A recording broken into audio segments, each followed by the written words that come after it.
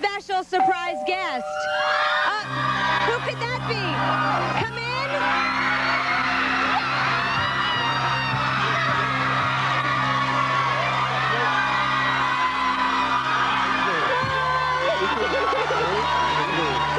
I'm thrilled to have you here.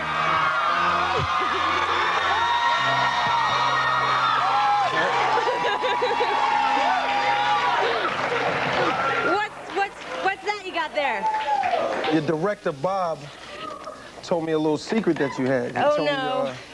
He told me I would want to see this tape. He said he had another copy in the back. Oh, Bob, really? Yeah, could you show me this tape, please? Wait, you know what? Why don't we Ricki, take it? tell me, if you wasn't married, what movie star, actor would you like to go out with or make love to?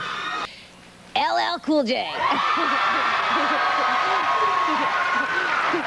Oh my God! I've been All right. set up. Can I just tell you guys, I don't get nervous, but my mouth is so dry at this moment. Stay with us. We're going to talk with LL Cool J. Don't go away. No!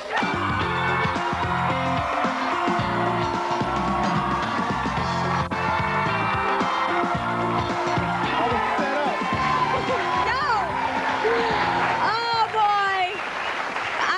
I'm schwitzing. I have nothing to say. I'm embarrassed. He didn't know about that. I told your mother, too, when she was here. Your mother was here.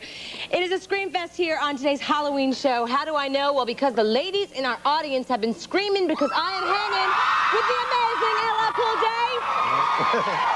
You are amazing. I'm a huge fan, as everybody knows, and you know now. I'm thankful. And I'm real glad you stopped by again. And you are here to talk about your new book. You guys got to check it out. I make my own rules.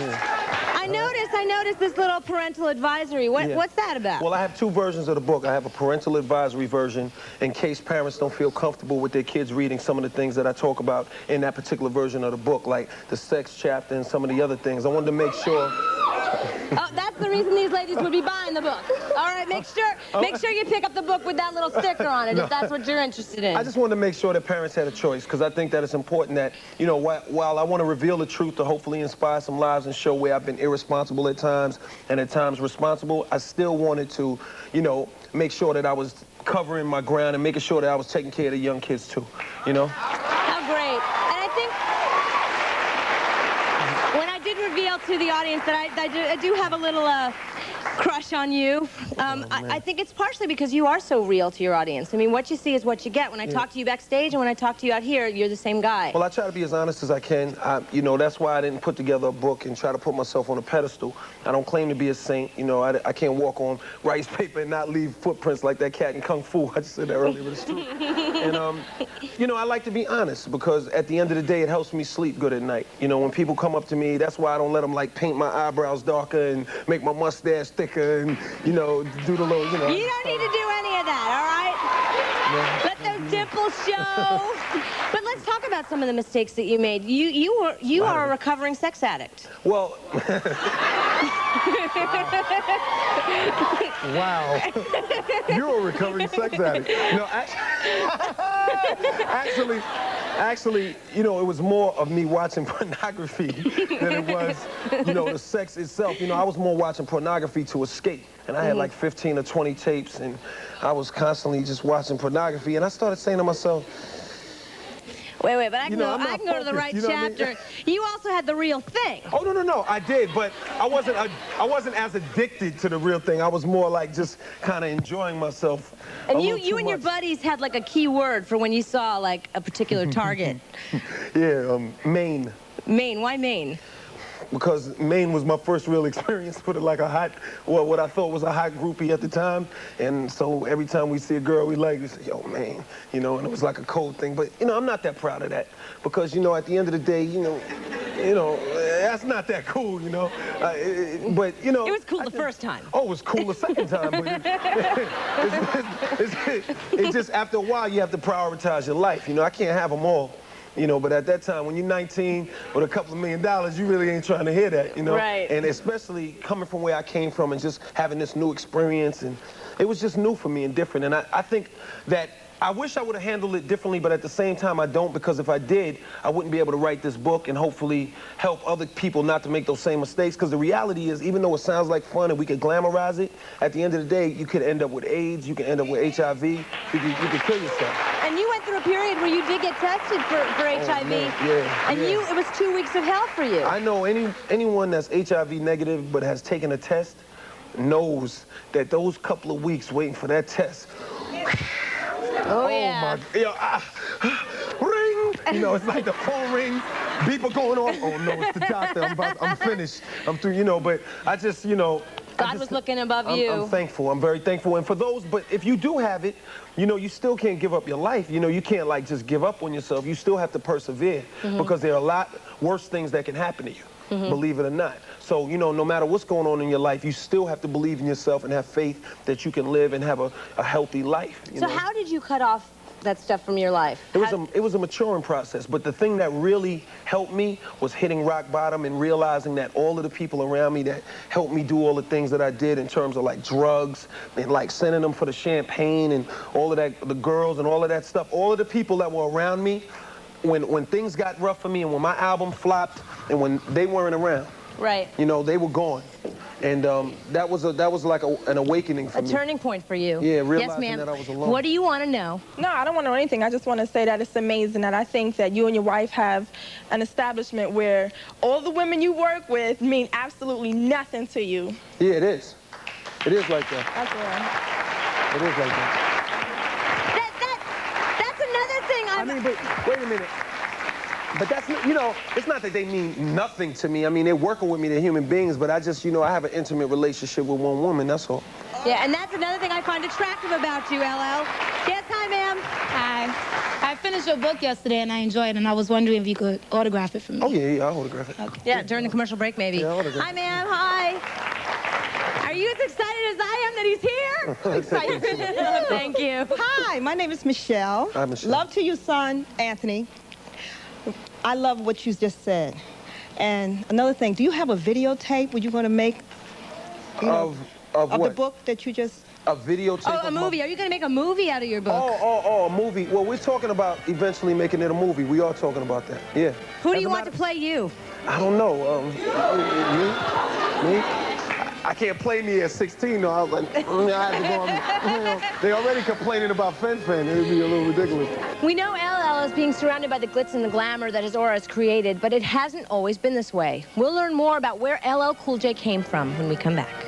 No Tiffany, no doubt, baby. No Tiffany, no doubt, baby. No, why sleepy Tito?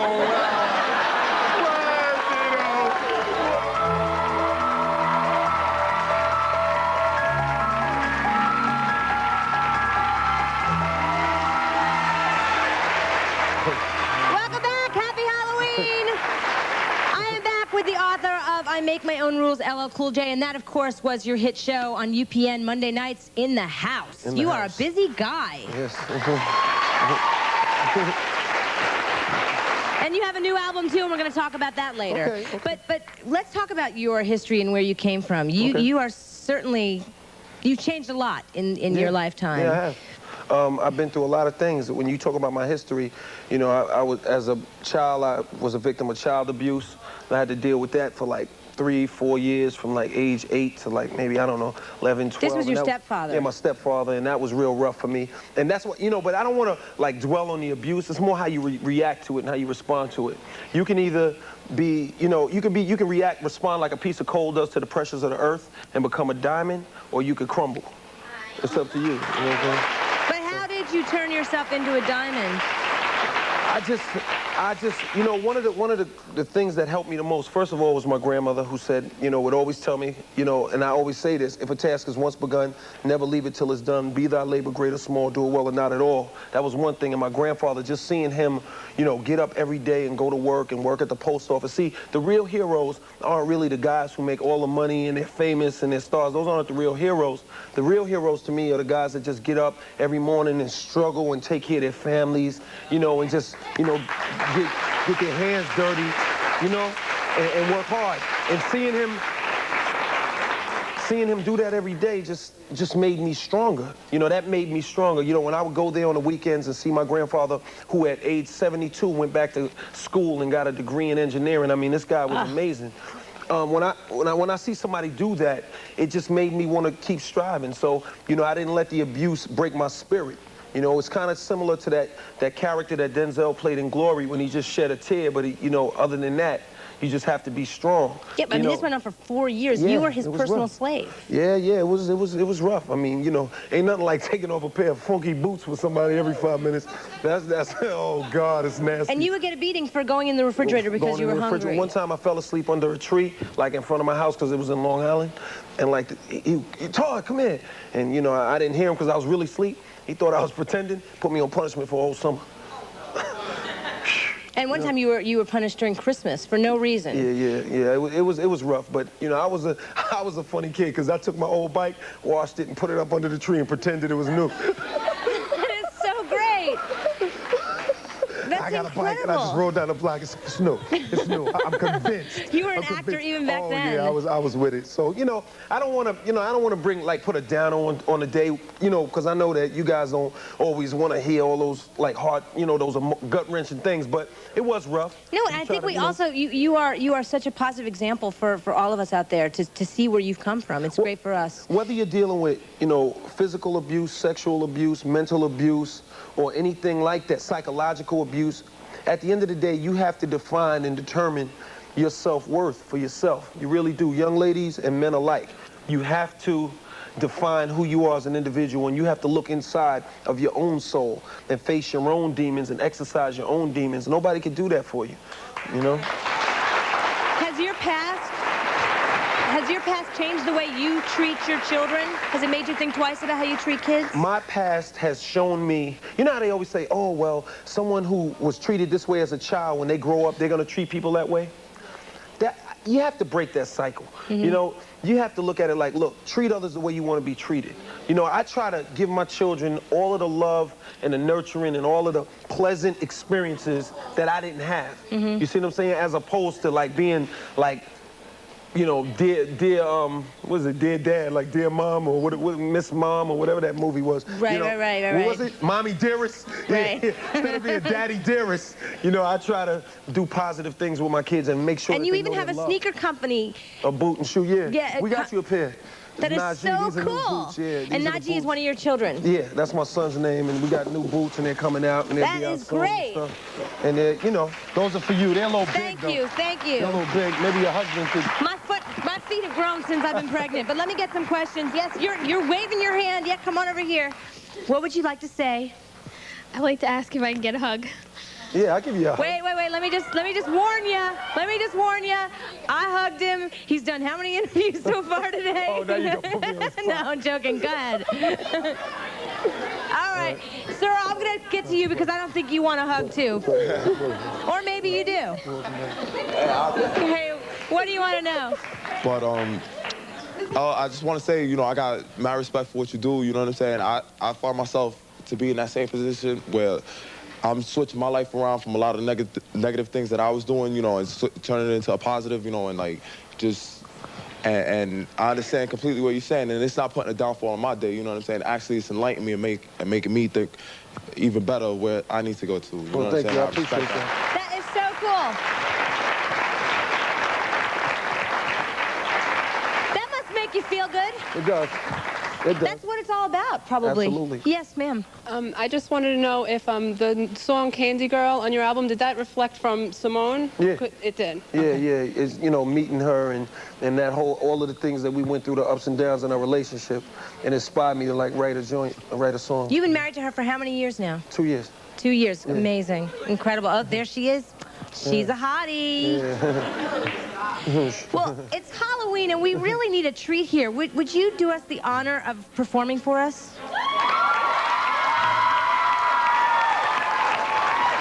Is the crowd going to be live? I'm sorry? Is the crowd going to be real live? Oh, yeah. We're ready to go. A lot of energy. Yeah. When we come back, LL Cool J and his sister.